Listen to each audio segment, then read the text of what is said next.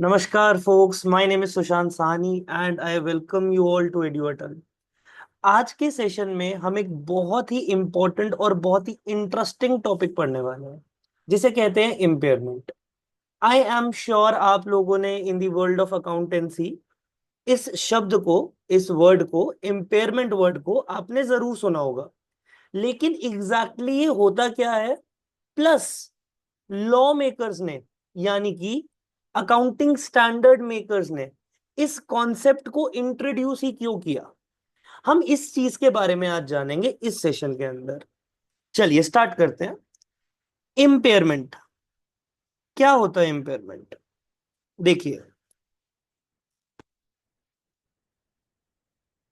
As you no, जितने भी financial statements होते हैं, लॉ मेकर्स तो यही चाहेंगे ना, जिन्होंने अकाउंटिंग लॉज बनाए वो तो यही चाहेंगे ना कि जब यूजर्स को फाइनेंशियल स्टेटमेंट्स मिले, जब यूजर्स को फाइनेंशियल स्टेटमेंट्स मिले तो वो फाइनेंशियल स्टेटमेंट्स कैसी होनी चाहिए? वो फाइनेंशियल स्टेटमेंट्स होनी चाहिए ट्रू एंड फेयर, राइट? तो the financial statements must be true and fair. Fair enough, right? तो financial statements true and fair होनी चाहिए। और वो ट्रू एंड फेयर कब होंगी? जब वो एसेट, लाइबिलिटी, एक्सपेंसेस, इनकम, इन सब के करेक्ट अकाउंटिंग बैलेंसेस को रिफ्लेक्ट करेगी, राइट? प्लस फाइनेंशियल स्टेटमेंट्स बनी होनी चाहिए अकाउंटिंग स्टैंडर्ड्स को फॉलो करके, तभी माना जाएगा कि वो ट्रू एंड फेयर है। और yes, users of the financial statements can rely on them. ठीक है ना? अब मैं आप लोगों से एक छोटा सा केस डिस्कस करता हूं। एक एग्जांपल लेते हैं, एक एजम्पशन के साथ एग्जांपल लेते हैं। फॉर एग्जांपल, किसी ऑर्गेनाइजेशन ऑर्गेनाइजेशन एक्स ने सपोजिंगली $500,000 की एक मशीनरी खरीदी आज।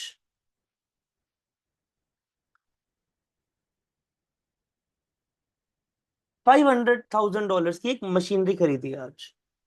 अब आपने आज ये मशीनरी खरीदी, तो आप बेसिकली क्या करोगे? आप कैश पे कर दोगे और मशीनरी आपकी बुक्स ऑफ अकाउंट्स में आ जाएगी। दोनों ही एसेट्स हैं, एक जा रहा है और एक आ रहा है। मशीनरी आ रही है, इसका मतलब मैंने एसेट बढ़ा दिया, एसेट बढ़ने पे डेबिट हो जाता है।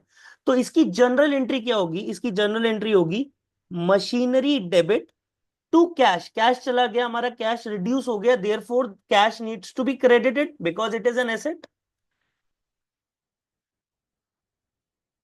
To cash account. कितने से?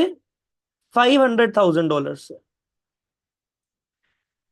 इस प्रोसेस को क्या कहते हैं? इस प्रोसेस को कहते हैं initial recognition in the books of accounts of an asset. तो हमने क्या किया? हमने इनिशियली रिकॉग्नाइज कर लिया हमारा एसेट। अब फॉर एग्जांपल, इस मशीनरी की जो यूजफुल लाइफ थी, वो यूजफुल लाइफ थी 5 इयर्स।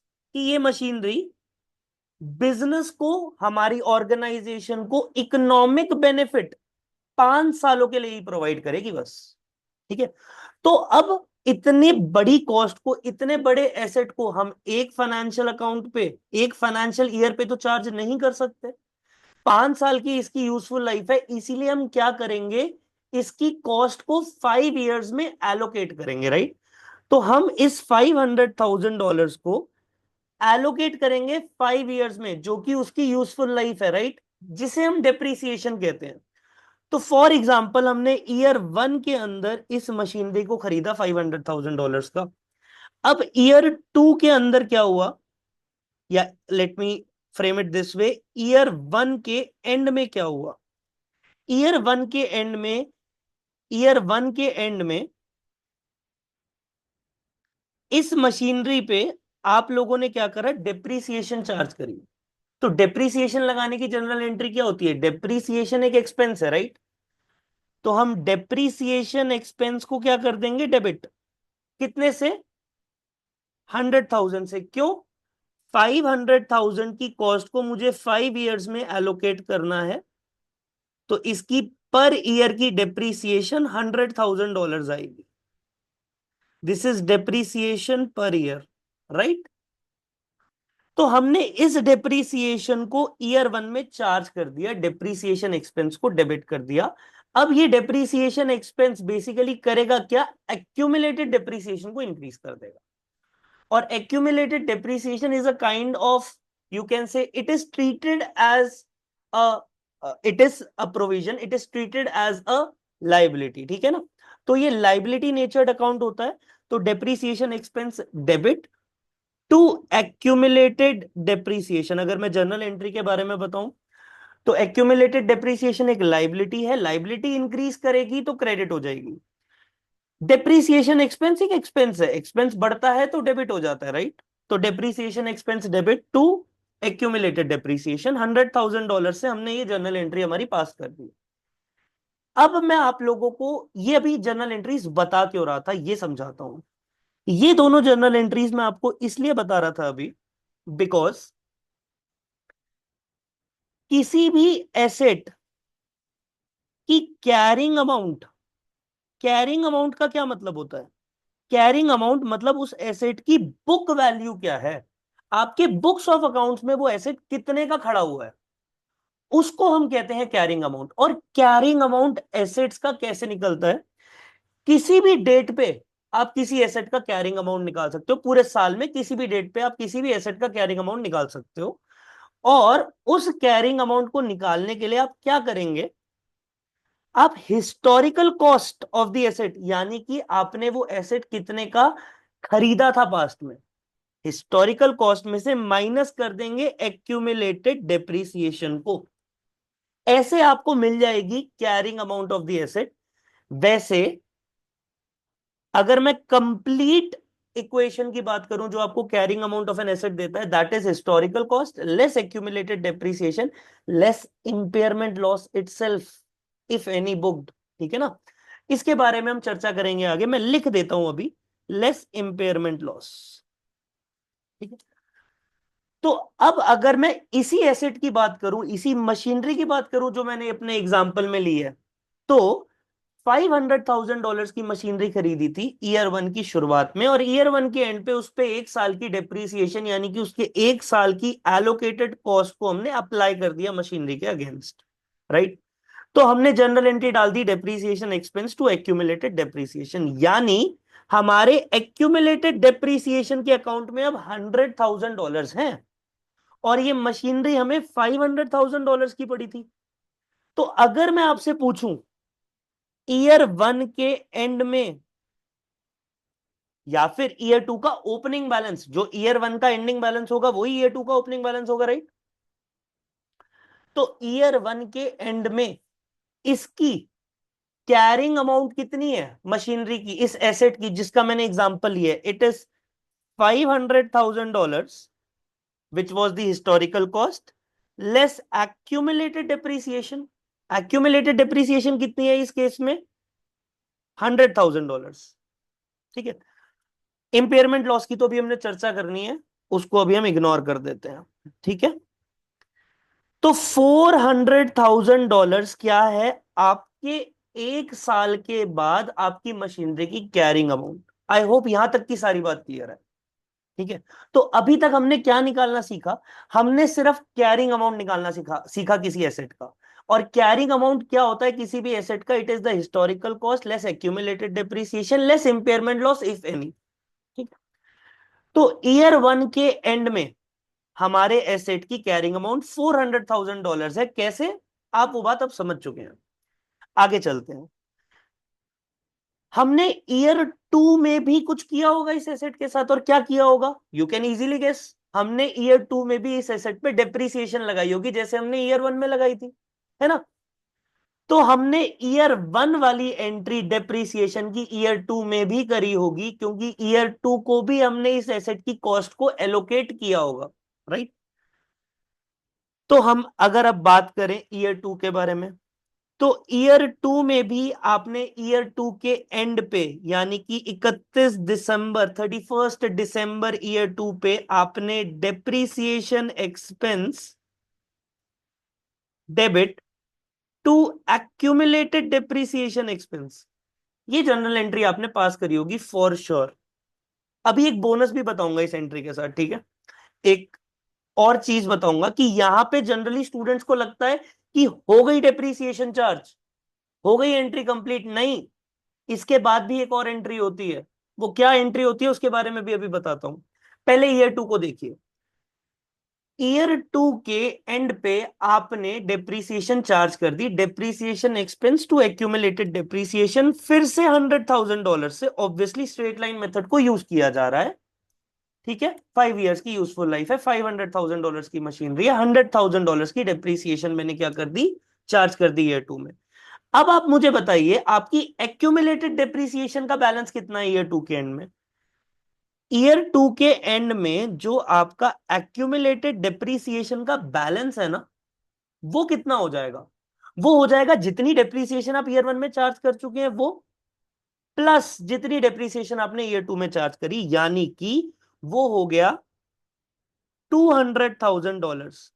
$100,000 जो आपने ईयर 1 में चार्ज करा डेप्रीसिएशन, और $100,000 जो आपने ईयर 2 में चार्ज करा डेप्रीसिएशन। आई होप यहां तक की सारी बात क्लियर है। चलो अब एक वो बोनस पॉइंट भी बता ही देता हूं। अभी तक मैंने इम्पेयरमेंट के बारे में कुछ नहीं सिखाया है, अभी मैं आपको कैरिंग अमाउंट निकालना सिखा रहा हूं। कैरिंग अमाउंट के बारे में पता होगा तभी इम्पेयरमेंट को आप समझ पाएंगे, सिंपल सी बात है।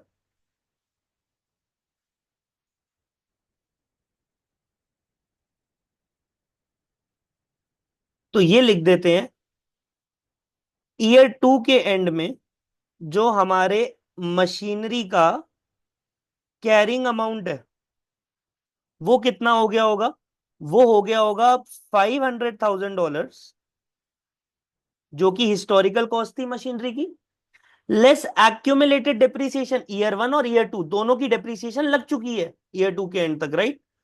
तो $200,000 की एक्यूमुलेटेड डेप्रीसिएशन लग चुकी है, इसीलिए कैरिंग अमाउंट आ गया मेरा $300,000। आई होप यहां तक की बात क्लियर है। अब उस बोनस टिप के बारे में बात करते हैं, ठीक है। देखो, depreciation expense is a nominal expense, nominal account. तीन तरीके के अकाउंट्स होते हैं, real, personal, nominal. Nominal account वो अकाउंट होते हैं जो एक पीरियड को रिलेट करते हैं।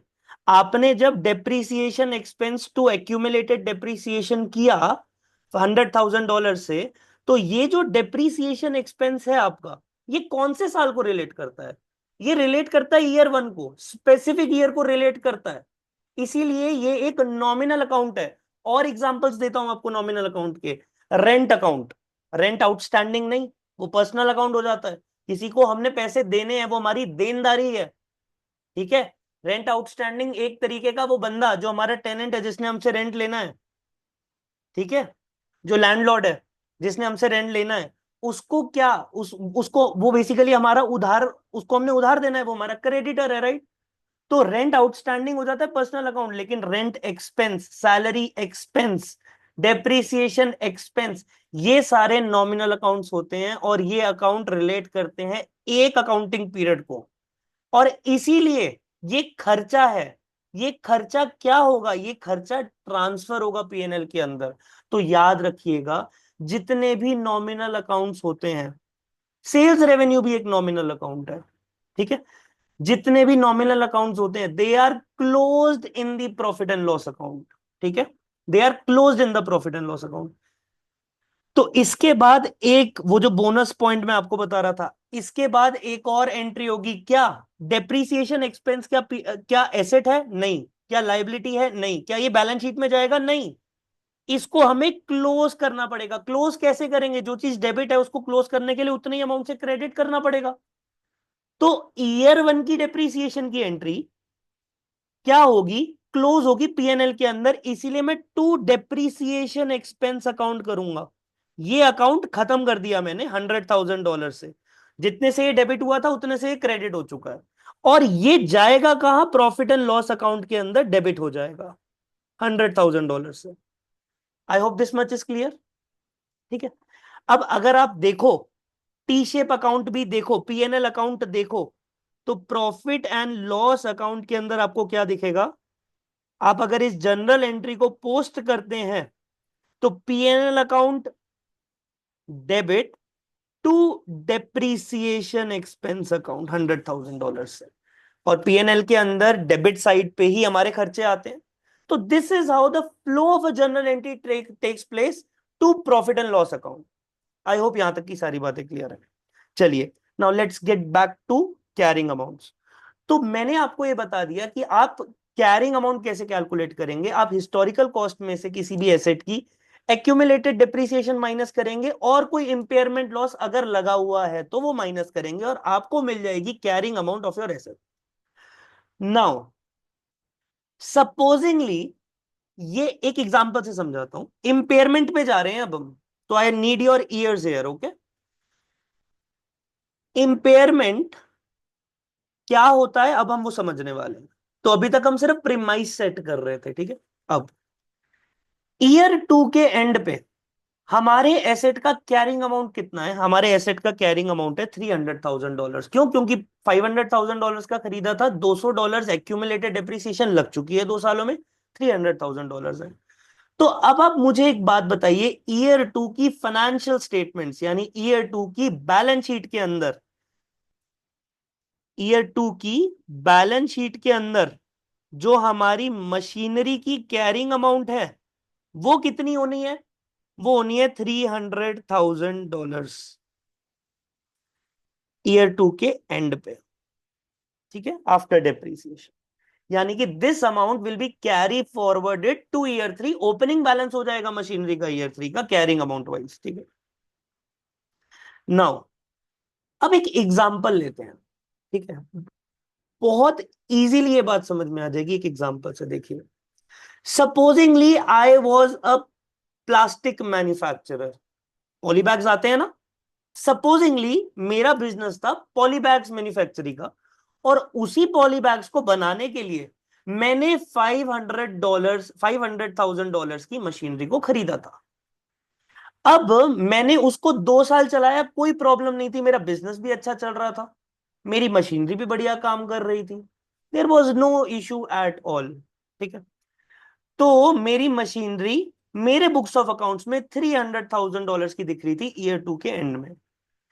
अब ईयर 3, 1 जनवरी ईयर 3 को एक लॉ पास करती है गवर्नमेंट। और गवर्नमेंट क्या लॉ पास करती है? एक 100% बैन। किसके ऊपर?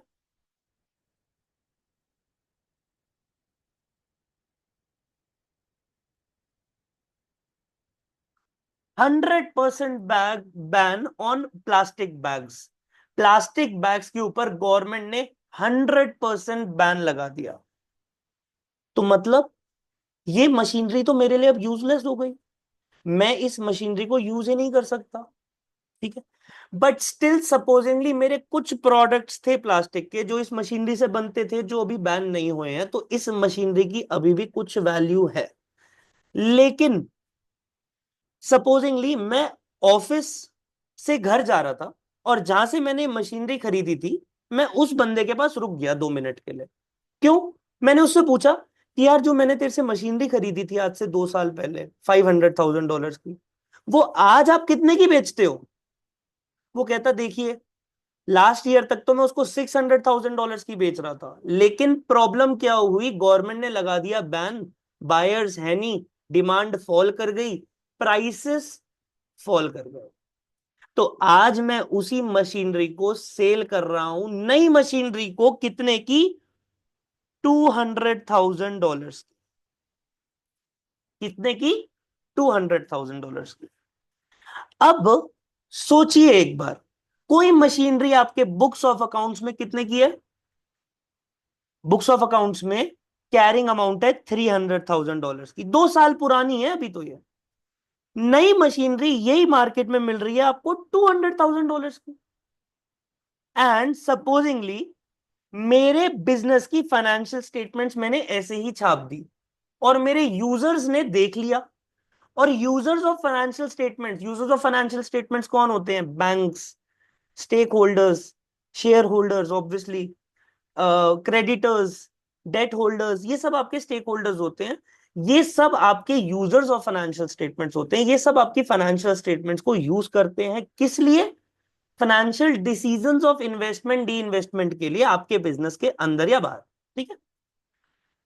तो उन लोगों ने हमारी फाइनेंशियल स्टेटमेंट्स को देखा और फाइनेंशियल स्टेटमेंट्स को देख के कहते कि यार ये मशीनरी जब मार्केट में नई 200 $200,000 की मिल रही है, नई मशीनरी, तो आपने तो 2 साल पुरानी मशीनरी $300,000 की दिखाई हुई है फाइनेंशियल स्टेटमेंट्स के अंदर, यानी कि मशीनरी आज $200 की मिल जाएगी, आप पता नहीं क्यों इसको $300,000 की दिखा रहे हो, when it can be bought today for $200,000। तो बेसिकली हुआ क्या, बेसिकली ये हुआ कि जो हमारी कैरिंग अमाउंट थी और जो हमारा अब इस एसेट की एक्चुअल फेयर वैल्यू है, उसके बीच में डिस्पैरिटी है। यानी कि let me write it up and explain it to you. In such a case, जो मैंने भी आपको समझाया, जो मैंने अभी आपको समझाया कि हमारी कैरिंग अमाउंट $300,000 है, लेकिन नई मशीनरी $200,000 की मिल रही है। तो अब आप मुझे एक बात बताइए, ट्रू एंड फेयर पिक्चर दिखानी है आपको अपनी बैलेंस शीट की, नहीं दिखानी? बिल्कुल दिखानी है। और अगर आपको अपने फाइनेंशियल स्टेटमेंट्स की ट्रू एंड फेयर पिक्चर दिखानी है, तो आप उसको $300,000 पे दिखाओगे अपनी मशीनरी को, या $200,000 पे, जितने पे वो एक्चुअली मार्केट से मिल रही है? ऑब्वियसली ट्रू एंड फेयर का मतलब ही है ये फेयर वैल्यूज पे होना, मार्केट प्राइसेस पे होना, है ना। तो $200,000 पे दिखानी पड़ेगी। तो बेसिकली कैरिंग अमाउंट है मशीनरी का $300,000, ठीक है। और जो फेयर वैल्यू है, यानी कि मार्केट का सेलिंग प्राइस है, यानी कि इस मशीनरी की एक तरीके से रिप्लेसमेंट कॉस्ट, कि अगर मैं सेम मशीनरी अभी मार्केट से जाके खरीदूं तो वो कॉस्ट कितनी है, इस अमाउंट को हम कहते हैं रिकवरेबल अमाउंट। क्या कहते हैं? Recoverable amount. तो हम रिकवरेबल अमाउंट जो है हमारा, यानी कि ये मशीनरी मार्केट में कितने की है, सपोजिंग अभी रिकवरेबल अमाउंट को भी हम डेप्थ में पढ़ेंगे, ठीक है, वो है $200,000। तो आपको अब करना क्या पड़ेगा as an accountant? As an accountant it is your duty to present financial statements which is true and fair, है ना। ऑडिटर की ये ड्यूटी नहीं होती। ऑडिटर की ड्यूटी होती है सिर्फ फाइनेंशियल स्टेटमेंट्स को चेक करना, उनपे एक ओपिनियन देना, whether they are true and fair और नॉट। अकाउंटेंट की ड्यूटी होती है फाइनेंशियल स्टेटमेंट्स को ट्रू एंड फेयर बनाना, ठीक है। ट्रू एंड फेयर बनाने के लिए आप एज एन अकाउंटेंट क्या करेंगे, आप अपने मैनेजमेंट को यही प्रपोजल देंगे कि सर, जो एसेट हमारी बुक्स ऑफ अकाउंट में $300,000 का है, वो मार्केट में $200,000 का मिल रहा है, मतलब कि हमें हमारी मशीनरी की वैल्यू को 300 से 200 पे लेके आना पड़ेगा, एसेट की वैल्यू को रिड्यूस करना पड़ेगा। क्यों करना पड़ेगा? क्योंकि carrying amount is greater than recoverable amount. और अगर आपने ऐसे ही फाइनेंशियल स्टेटमेंट्स को दिखा दिया जहां पे आपका carrying amount is greater than recoverable amount for an asset, तो इसका मतलब आपके financial statements true and fair नहीं है, बिल्कुल भी नहीं है। तो आपको अपने फाइनेंशियल स्टेटमेंट्स को ट्रू एंड फेयर बनाने के लिए क्या करना पड़ेगा? कैरिंग अमाउंट को लेके आना पड़ेगा रिकवरेबल अमाउंट पे। अब एसेट अगर आपका रिड्यूस हो रहा है 100 से, किस रीजन से हो रहा है यहां पे? इस रीजन को हम कहते हैं इंपेयरमेंट। इसी रीजन से लॉ मेकर्स ने इंपेयरमेंट के कॉन्सेप्ट को इंट्रोड्यूस किया इन द वर्ल्ड ऑफ अकाउंटिंग, ठीक है। तो हमने कैरिंग अमाउंट को रिड्यूस कर दिया, कहां तक? रिकवरेबल अमाउंट तक। रिकवरेबल अमाउंट क्या होता है, इसको भी हम इन डेप्थ पढ़ेंगे, चिंता मत लो, ठीक है। इस रिडक्शन को कहते हैं इंपेयरमेंट लॉस।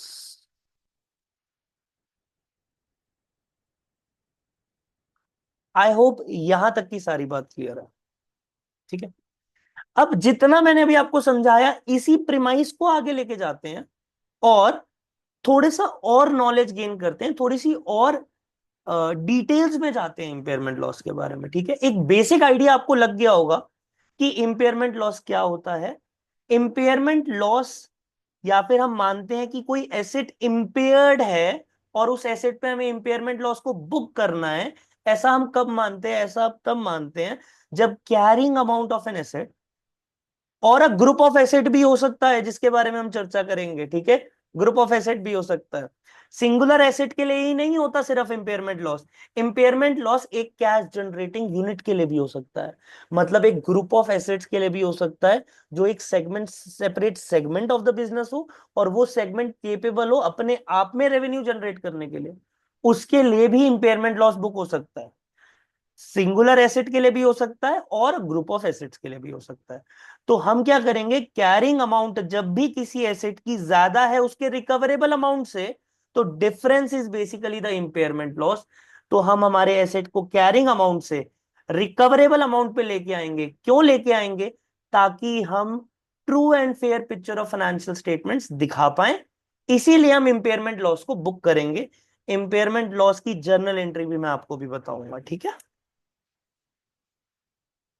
अभी के लिए लेट्स प्रोसीड फर्दर। थोड़ा let us go through through some textual explanations. Objective of impairment, क्या ऑब्जेक्टिव है इम्पेयरमेंट का? Impairment was introduced in the world of accounting so as to provide the users of the financial statements with the true and fair picture of an entity's financial resources and financial liabilities. This allows the users to take sound financial decisions. यही चीज मैं अभी आपको इतनी in depth explain करके आ रहा हूं with the help of an example. Concept of impairment, to state assets, assets को किस पे दिखाना? रिकवरेबल वैल्यूज पे दिखाना, रिकवरेबल अमाउंट पे दिखाना। कब दिखाना? जब रिकवरेबल अमाउंट छोटा हो कैरिंग अमाउंट से, ठीक है, तब हमें इंपेयरमेंट को यूज करना पड़ता है, हमें इंपेयरमेंट लॉस को बुक करना पड़ता है, जो कि हम किसी स्पेसिफिक एसेट के लिए भी कर सकते हैं, और अगर हम स्पेसिफिक एसेट के लिए ना करना चाहें तो हम एक कैश जनरेटिंग यूनिट, एक group of assets which are capable of generating cash on their own, हम उनके लिए भी इंपेयरमेंट लॉस को बुक कर सकते हैं। आई होप आपको यहां तक की सारी बात क्लियर होगी। To state assets at their recoverable values, that is to recognize an impairment loss if recoverable values of an asset is below its cost or carrying amount, ठीक है। अब हम बात करेंगे रिकवरेबल वैल्यूज के बारे में। ये कई बार सुन लिया हमने अभी कि there is something called recoverable values. अब हम देखते हैं कि रिकवरेबल वैल्यूज एक्चुअली में होती क्या है, ठीक है। तो रिकवरेबल वैल्यूज क्या होती हैं बेसिकली? एक तो हो गई एसेट की कैरिंग अमाउंट, कैरिंग अमाउंट को ही हम कंपेयर करते हैं रिकवरेबल वैल्यूज के साथ, ठीक है। हम कैरिंग अमाउंट को क्या करते हैं? कंपेयर करते हैं किसके साथ?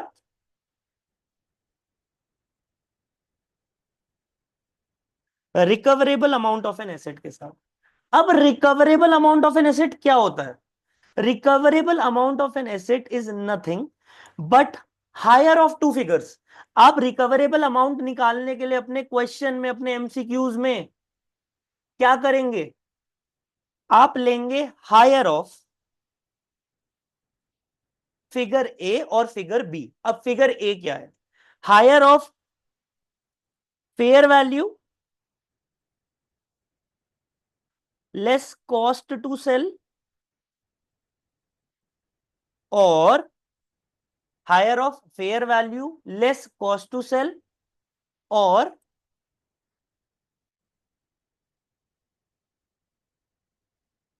Value in use. अब क्या होता है वैल्यू इन यूज और क्या है fair value less cost to sell? Okay, तो हमारे फर्स्ट एग्जांपल से ही एक बार कंटिन्यू करते हैं। कैरिंग अमाउंट $300,000 थी, राइट? $300,000 की हमारी कैरिंग अमाउंट थी एसेट की, जिसकी मैंने आपको बताया रिकवरेबल अमाउंट है $200,000। इसीलिए कैरिंग अमाउंट को मैंने कंपेयर करा रिकवरेबल अमाउंट के साथ, जो कि है $200,000।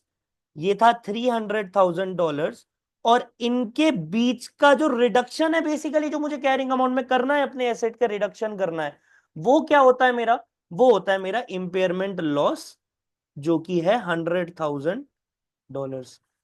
Now now the task is, कहां से आए ये 200 $200,000?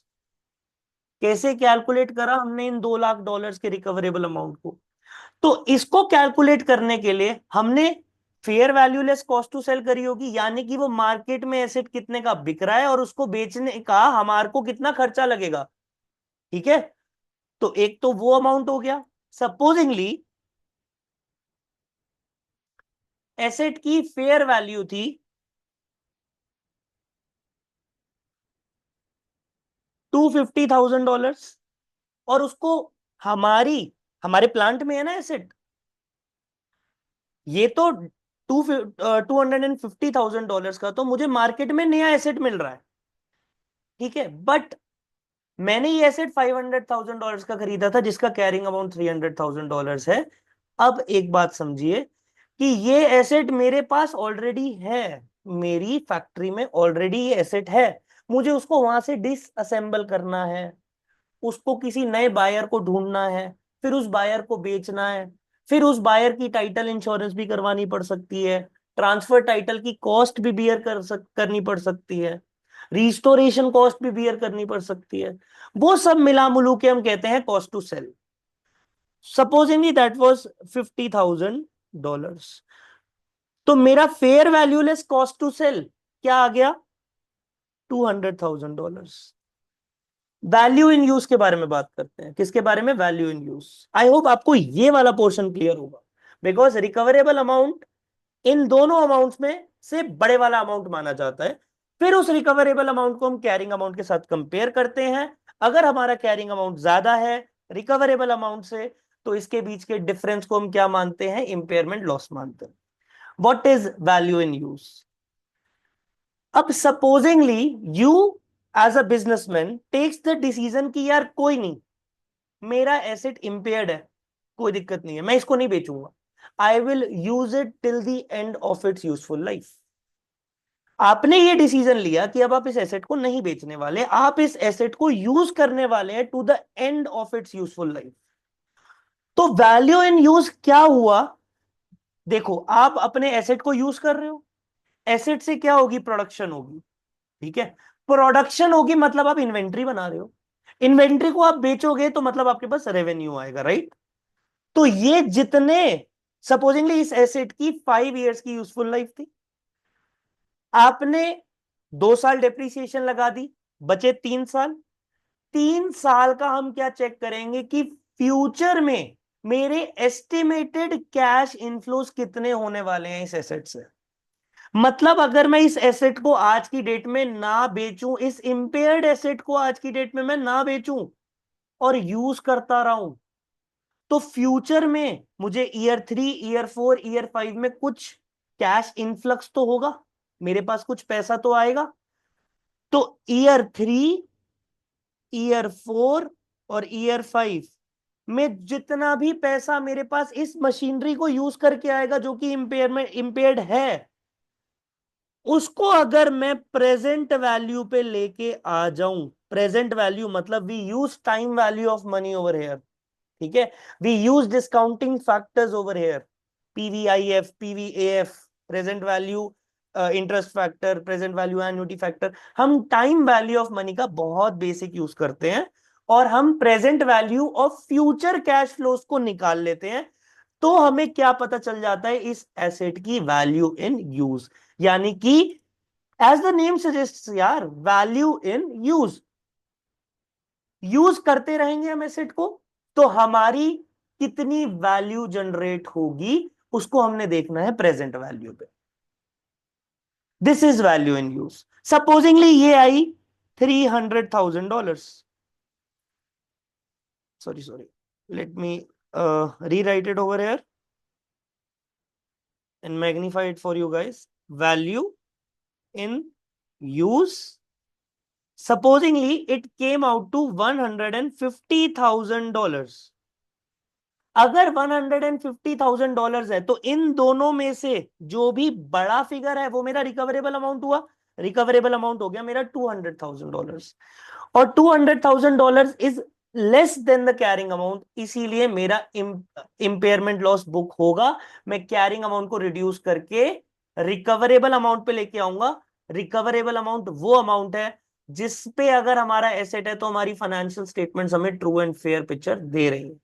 ठीक है, अब एक और एग्जांपल लेते हैं। Supposingly value in use was not $150,000, it was $350,000, जो मैं पहले लिखने वाला था। तो recoverable amount will it be $200,000? No, it is going to be $350,000। And अगर मेरा रिकवरेबल अमाउंट $350,000 है तो इनके बीच का डिफरेंस, क्या वो मेरा इंपेयरमेंट लॉस है? बिल्कुल भी नहीं, बिल्कुल भी नहीं, क्योंकि carrying amount is smaller than the recoverable amount. Carrying amount true and fair picture ही दे रहा है, इसलिए इंपेयरमेंट लॉस बुक ही नहीं होगा इस केस के अंदर। I hope this is clear. I hope आपको यहां तक की सारी बातें समझ में आ गई हैं। ठीक है, अब थोड़ा सा आगे बढ़ते हैं। जो अकाउंटिंग स्टैंडर्ड है जो हमें इंपेयरमेंट के बारे में समझाता है, उस पे कुछ स्कोप एक्सेप्शंस भी हैं। ठीक है, उस पे कुछ स्कोप के एक्सेप्शंस भी हैं। जैसे the provision of impairment are not applicable to the below mentioned asset. सबसे पहला इन्वेंट्रीज। इन्वेंट्रीज के लिए आप इम्पेयरमेंट लॉस बुक नहीं करते। इन्वेंट्रीज को आप लेके आते हो लोअर ऑफ कॉस्ट और मार्केट अगर आप लीफो फॉलो कर रहे हैं, या फिर आप इन्वेंट्रीज को लेके आते हो लोअर ऑफ कॉस्ट और नेट रियलाइजेबल वैल्यू अगर आप any other method then LIFO follow कर रहे हैं। तो इन्वेंट्रीज के लिए इंपेयरमेंट लॉस बुक नहीं होता। Asset arising out of construction contracts, इस पे भी नहीं होता। डेफर्ड टैक्स एसेट पे नहीं होता। इंपेयरमेंट लॉस आप डेफर्ड टैक्स एसेट्स पे बुक नहीं कर सकते। फाइनेंशियल एसेट्स पे भी आप इंपेयरमेंट लॉस को बुक नहीं कर सकते। यानी कि कैसे? एसेट जैसे कि आपके सिक्योरिटीज हैं, जैसे कि आपकी शेयर होल्डिंग्स हैं, आपने किसी की कंपनी के शेयर्स में इन्वेस्ट करा हुआ है, वो आपका एक फाइनेंशियल एसेट है। आप उसके अंदर इंपेयरमेंट लॉस बुक नहीं कर सकते। और भी मैंने एग्जांपल आपकी पीपीटी में लिखे हुए हैं, you can just go through it. जैसे कि कैश एक फाइनेंशियल एसेट है। Contractual right to receive cash is also financial asset. ठीक है, ownership interest in another enterprise. Ownership interest in another enterprise मतलब किसी एंटरप्राइज में आपने इन्वेस्टमेंट करी हुई है, उसके शेयर्स खरीदे हुए हैं।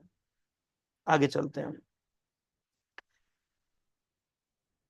ताकि मेरे स्टूडेंट्स को इंपेयरमेंट और डिप्रिसिएशन में कभी कंफ्यूजन ना हो, इसीलिए मैंने ये स्लाइड बनाई कि मैं आपको एक डिफरेंशिएशन बता सकूं कि what is depreciation, what is impairment. Impairment क्या होता है इसके बारे में तो अभी हम डीप डिस्कशन करके आ रहे हैं। ठीक है, डेप्रिसिएशन क्या होता है ये कॉन्सेप्ट से आप लोग ज्यादा फेमिलियराइज्ड होंगे। डेप्रिसिएशन क्या होता है?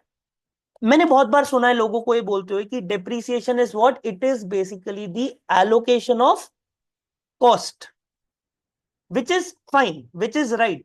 बट डेप्रिसिएशन क्या नहीं होता? Depreciation is not the value of wear and tear of an asset by its use. We are not engineers, we are not material scientists. We don't know हमारा एसेट कितना घिसेगा। हम तो फैक्ट्री में भी नहीं रहते यार, हम अकाउंटेंट्स हैं। हम तो हेड ऑफिस में बैठे होते हैं, राइट? तो हमें नहीं पता कि एसेट कितना घिसेगा विद यूज। हमें बस इतना पता है कि कोई एसेट अगर आपने 1 लाख का खरीदा है और वो आपके लिए 10 साल चलेगा, तो हर साल हम उसकी कॉस्ट को एलोकेट करेंगे डिप्रिसिएशन के रूप में। तो अगर 10 साल किसी एसेट ने आपको बेनिफिट देना है तो 10 साल की कॉस्ट हम 1 साल परचेज वाले ईयर में तो चार्ज नहीं करेंगे उसके पीएनएल में। इसीलिए हम 10 सालों में उसकी कॉस्ट को एलोकेट करते हैं। तो depreciation is a systematic allocation of cost using various depreciation methods such as written down value, straight line method, XYZ, बहुत सारे होते हैं। इंपेयरमेंट क्या होता है इसके बारे में अब आपको पता ही है कि it is the recognition of decline in the recoverable amount of asset. Carrying amount जब बड़ा होता है, रिकवरेबल अमाउंट जब छोटा होता है, तो इनके बीच का जो डिफरेंस होता है इसे हम इंपेयरमेंट लॉस कहते हैं। ठीक है, फेयर वैल्यूएशन भी इंपेयरमेंट से डिफरेंट होती है। कई सारे ऐसे फाइनेंशियल एसेट्स होते हैं जिसको हमें ईयर एंड पे फेयर वैल्यू पे रिकॉग्नाइज करना होता है, ठीक है। कई सारे ऐसे फाइनेंशियल एसेट्स होते हैं, जैसे डेट। कौन सा डेट? ट्रेडिंग डेट सिक्योरिटीज, ठीक है। ऐसे डेट सिक्योरिटीज को हमें फेयर वैल्यू पे ईयर एंड पे दिखाना पड़ता है। This is not impairment. क्यों? क्योंकि फेयर वैल्यू आपकी कैरिंग अमाउंट से ज्यादा भी हो सकती है उस डेट की, और कम भी हो सकती है। Do not confuse it with impairment. Also if I related to another thing with this slide, यहाँ पे स्पेसिफिकली लिखा है फाइनेंशियल एसेट्स, जहां पे बेसिकली सबसे ज्यादा फेयर वैल्यू मेजरमेंट यूज होता है, वहां पे तो इम्पेयरमेंट लॉस लगता ही नहीं है, ठीक है। Because the fair value may increase may decline, but impairment loss is not fair valuation, and fair valuation may be upward than the carrying amount or downward than the carrying amount, but impairment loss is only downward valuation of assets, और उसके अंदर भी ऐसे assets की list है जिसपे impairment का loss कभी लगता ही नहीं। I hope I am making my point clear and simpler for you. आगे चलते हैं। अब as you know, we as accountants, हम लोग क्या करते हैं? हम लोग अकाउंटिंग करते समय, फाइनेंशियल स्टेटमेंट्स बनाते समय, बुक्स ऑफ अकाउंट्स बनाते समय कई सारे अकाउंटिंग एस्टिमेट्स को यूज करते हैं, राइट। कई सारे अकाउंटिंग एस्टिमेट्स को यूज करते हैं। तो हम जितने भी अकाउंटिंग एस्टिमेट्स को यूज करते हैं, उससे हम हमारी अकाउंटिंग करते हैं। वैसे ही इंपेयरमेंट लॉस को भी हमें पहले एस्टिमेट करना पड़ता है, उसके बाद हम उसे कैलकुलेट करते हैं। तो हमें इंडिकेशन मिलती है कि हमारा एसेट इंपेयर्ड है। वो इंडिकेशन हमें इंटरनल ऑर्गेनाइजेशनल फैक्टर से भी मिल सकती है और एक्सटर्नल ऑर्गेनाइजेशनल फैक्टर से भी मिल सकती है। पहले एक्सटर्नल फैक्टर्स की बात करते हैं। फॉर एग्जाम्पल, जो मैंने अभी आपको स्टार्टिंग में कराया था कि एक हमारी मशीनरी है जिसको हम पॉलिथिन प्लास्टिक बैग्स बनाने में यूज करते हैं, और अब गवर्नमेंट ने प्लास्टिक बैग्स को बैन कर दिया है। उस चीज के बारे में सोचिए। तो क्या ये इंटरनल फैक्टर्स के कारण हुआ या एक्सटर्नल गवर्नमेंट के फैक्टर्स के कारण हुआ? गवर्नमेंट के फैक्टर्स के कारण हुआ। तो ये एक एक्सटर्नल फैक्टर है जिससे मुझे इंडिकेशन आई कि अरे, गवर्नमेंट ने प्लास्टिक बैन कर दिया, तो मतलब प्लास्टिक की डिमांड गिर जाएगी, मतलब प्लास्टिक की प्रोडक्शन नहीं कर पाएंगे। बैन का मतलब यही है। और इसका मतलब मेरी जो मशीनरी मैंने इतनी महंगी खरीदी थी, अब शायद वो यूजलेस है या उसकी वैल्यू बहुत कम हो गई है। This is impairment due to external factors. अब इम्पेयरमेंट में be due to internal factors as well. कैसे इंटरनल फैक्टर्स? जैसे फिजिकल डैमेज का एविडेंस। हमारी मशीनरी किसी कारणवश, किसी रीजन से डैमेज हो गई, फिजिकली डैमेज हो गई, तो उसे हम क्या बोलते हैं? इंटरनल फैक्टर, ठीक है। या फिर significant internal developments have taken place. हमने बेटर प्रोडक्शन प्रोसेसेस ही फिगर आउट कर लिए हैं, जिसके कारण हमारी पुरानी मशीनरीज ऑब्सोलीट हो गई हैं हमारे ही कारण, क्योंकि अब हम उन्हें यूज नहीं करेंगे। हम नए प्रोसेसेस को यूज करेंगे जो एफिशिएंट है, जिसके अंदर हमारी क्या कहते हैं, प्रोडक्शन कॉस्ट कम आएगी, हमारा सीओजीएस कम आएगा, ठीक है, जिसके कारण हमारा रेवेन्यू, हमारे प्रॉफिट्स, ये सब इंक्रीज करेंगे। I hope you are getting my point. तो ये इंडिकेटर्स हैं जो हमें बताते हैं कि हमारा कोई स्पेसिफिक एसेट क्या हो गया है, इंपेयर हो गया है। उसके बाद we get into the depths of the calculation. जब हम कैरिंग अमाउंट को क्या करते हैं, हम कैरिंग अमाउंट को कंपेयर करते हैं किसके साथ? कैरिंग अमाउंट को हम कंपेयर करते हैं रिकवरेबल अमाउंट के साथ। और रिकवरेबल अमाउंट क्या होता है? हायर ऑफ क्या चीज? Recoverable amount is higher of selling price less cost to sell, यानी कि fair value less cost to dispose, और वैल्यू इन यूज, जो मैंने अभी आपको बताया। वैल्यू इन यूज क्या होता है? देखिए, आप एक बार रीड करिए, you will be able to correlate with the explanation I just gave you. It is the present value of estimated future cash flows expected to arise from the continuing use of an asset and from its disposal at the end of its useful life. I hope this is clear कि अगर हम asset को ना बेचें और asset को use करते रहें उसकी एंड ऑफ यूजफुल लाइफ तक, तो जितना हमें उस एसेट के कारण रेवेन्यू आने वाला है फ्यूचर्स में, उनको अगर हम प्रेजेंट वैल्यू में ले आके सम अप कर दें तो हमें पता चलती है वैल्यू इन यूज। इनमें से जो भी बड़ा होगा वैल्यू इन यूज और fair value less cost to sell that is the net selling price, इनका जो भी हायर होगा वो आपका रिकवरेबल अमाउंट होगा। रिकवरेबल अमाउंट निकाल लिया, अब रिकवरेबल अमाउंट को कंपेयर करो कैरिंग अमाउंट के साथ। अगर हमारा रिकवरेबल अमाउंट आता है कम, यानी कि अगर हमारा कैरिंग अमाउंट आता है ज्यादा रिकवरेबल अमाउंट से, तो मतलब हमारा एसेट एक्चुअली में इंपेयर्ड है और हमें इंपेयरमेंट लॉस को बुक करना पड़ेगा। ठीक है,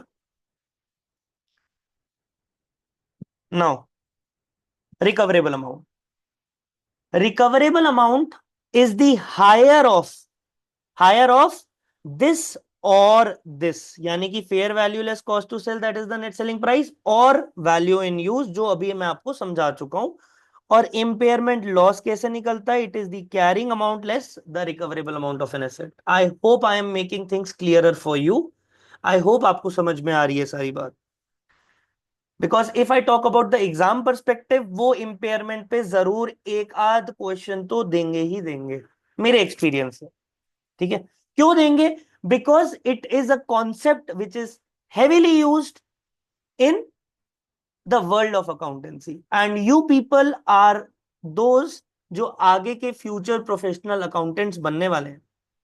तो आपको तो पक्का ऐसा कोई टॉपिक टेस्ट किया ही जाएगा जो लेमैन नहीं जानता। एक्सपेक्टेशन ही यही है कि कोई अकाउंटिंग प्रोफेशनल ही वो समझा पाए और समझ पाए। ठीक है, अब अब हमारे एसेट्स दो प्रकार से बुक्स ऑफ अकाउंट्स में हो सकते हैं। या तो एसेट हमारे हमेशा हमारी कॉस्ट में रहेगा, या फिर एसेट को हम रीवैल्यू कर सकते हैं। तो अगर एसेट कॉस्ट मॉडल के साथ चल रहा है तो हम जनरल एंट्री क्या करते हैं? हम जनरल एंट्री करते हैं impairment loss account debit to asset account. मतलब हमने क्या करा? एसेट को रिड्यूस कर दिया और इंपेयरमेंट लॉस को बुक कर दिया, क्योंकि हमारा एसेट हिस्टोरिकल कॉस्ट पे ही था। हिस्टोरिकल कॉस्ट पे ही था, रीवैल्यू हमने उस एसेट को कभी नहीं करा था। तो माना जाएगा कि ये जो इंपेयरमेंट लॉस है ये एक्चुअल लॉस है आपका, actual decline in fair value है आपकी, कैरिंग अमाउंट है, actual decline in carrying amount of your asset है। इसीलिए हम इस इंपेयरमेंट लॉस को पीएनएल के अंदर ट्रांसफर कर देंगे। आपके जिस साल में आपने इंपेयरमेंट लॉस को बुक करा है उसी साल के पीएनएल के अंदर आप क्या करेंगे? इंपेयरमेंट लॉस को रिकॉग्नाइज करेंगे। ठीक है, यानी कि उसी साल की इनकम्स के अगेंस्ट आप पीएनएल को अपने इंपेयरमेंट लॉस को पीएनएल में चार्ज करेंगे, जिसके कारण आपके उस साल की इनकम्स कम हो जाएंगी, नेट इनकम कम आएगी। बट अगर आप रीवैल्यूएशन मॉडल को फॉलो करते हैं, यानी कि आपने अपने एसेट को हिस्टोरिकल कॉस्ट पे नहीं रखा हुआ है। आपने कोई एसेट सपोजिंगली $100,000 का खरीदा था, बट आपने उसको रीवैल्यू करा था कभी $120,000 पे। ठीक है, वैसे अपवर्ड रीवैल्यूएशन अलाउड ही नहीं होती एसेट्स की, लॉन्ग लिव्ड एसेट्स की, यूएस गैप्स के अंदर जनरली, आईएफआरएस अलाउ करता है। बट ये जो अपवर्ड रीवैल्यूएशन होती है, ये आपका कोई रियलाइज्ड प्रॉफिट है क्या? नहीं। क्या आपके हाथ में आ गया ये पैसा? नहीं। सपोजिंगली आपका लैंड $100,000 का आपने खरीदा था, उस लैंड के पास से गवर्नमेंट ने एक एक्सप्रेस वे बना दिया और दूसरी साइड पे एक हॉस्पिटल बना दिया, तीसरी साइड पे एक मेट्रो की लेन चली गई, जिसके कारण अब उस लैंड की वैल्यू अप्रिशिएट कर गई है। तो आपने अपने $100,000 के लैंड को $150,000 पे दिखाया, उसकी मार्केट वैल्यू पे। तो आपने $50,000 से अपने लैंड की वैल्यू बढ़ाई। बट ये क्या $50,000 आपके हाथ में आ गए हैं? नहीं। दिस इज अनरियलाइज्ड अमाउंट, और unrealised gains and losses PNL में कभी नहीं जाते। कहां जाते हैं? अदर कॉम्प्रिहेंसिव इनकम में जाते हैं। इसीलिए इंपेयरमेंट लॉस भी हमारा रीवैल्यूएशन मॉडल के अंदर जो एसेट चल रहा है वो अदर कॉम्प्रिहेंसिव इनकम में जाएगा, पीएनएल के अंदर नहीं जाएगा। इसीलिए इंपेयरमेंट लॉस को बुक करने की तो हमारी यही एंट्री रहेगी, impairment loss to asset. But अब ये impairment loss for those assets which are being operated on revaluation model, वो एसेट्स के लिए ये लॉस हमारा पीएनएल में नहीं जाएगा, अदर कॉम्प्रिहेंसिव इनकम में जाएगा। For those who are not clear about other comprehensive income, it is a separate topic all together जिसको हम डिटेल में पढ़ेंगे। फॉर नाउ मैं आपको इतना बता सकता हूं कि अदर कॉम्प्रिहेंसिव इनकम के अंदर जनरली और मेजरली, नॉट एग्जॉस्टिव, और भी चीजें हैं, बट जनरली आएगा सिर्फ और सिर्फ क्या, unrealised gain and losses, unrealised gain and losses, ठीक है। So this was all about impairment. Thank you so much for lending me your ears. I hope you enjoyed this session and I hope you have learned something valuable out of this session. Before I sign off, मैं एक चीज बताना चाहूंगा, एक quick summary में, एक quick revision के तहत, कि इम्पेयरमेंट लॉस हम इसलिए बुक करते हैं क्योंकि हमें फाइनेंशियल स्टेटमेंट्स को ट्रू एंड फेयर पिक्चर दिखानी है फाइनेंशियल स्टेटमेंट्स की, ठीक है। इसीलिए अगर किसी एसेट की कैरिंग अमाउंट ज्यादा है, किससे, उसके रिकवरेबल अमाउंट से, अगर किसी की कैरिंग अमाउंट ज्यादा है उसके रिकवरेबल अमाउंट से, तो हम क्या करेंगे, रिकवरेबल अमाउंट पे कैरिंग अमाउंट को लेके आएंगे, यानी कि कैरिंग अमाउंट को रिड्यूस करेंगे रिकवरेबल अमाउंट तक। एंड इस रिडक्शन को ही इंपेयरमेंट लॉस बोला जाता है, जिसको हम बुक करेंगे हमारी बुक्स ऑफ अकाउंट्स में। Thank you so much for lending me your ears. See you all in the next session. Take care. Bye bye. Signing off.